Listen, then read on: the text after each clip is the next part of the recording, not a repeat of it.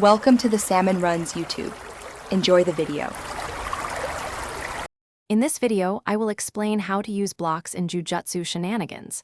We will begin by understanding the core principles of defensive blocking. Effective blocking is not just about stopping an attack. It is about controlling distance and creating opportunities.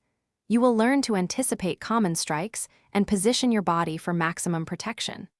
This foundational knowledge is crucial for developing advanced defensive strategies and playful counter techniques.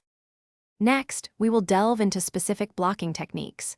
You will learn about the 4 primary types of hand blocks, such as the rising block and the downward block, each designed for different attack trajectories. We will also cover how subtle shifts in your body weight, often just a few inches, can significantly amplify your block's power and stability. Mastering these techniques allows for seamless transitions into offensive actions. Now for the fun part, applying blocks in creative ways. Imagine using a block not just to defend, but to subtly guide your opponent off balance, setting them up for an unexpected sweep.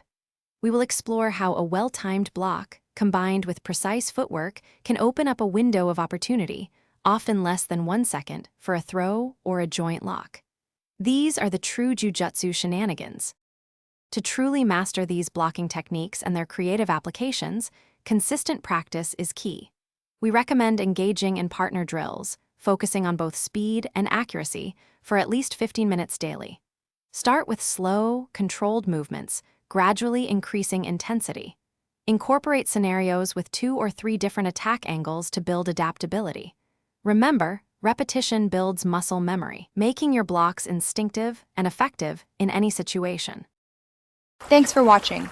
Consider subscribing if we helped you.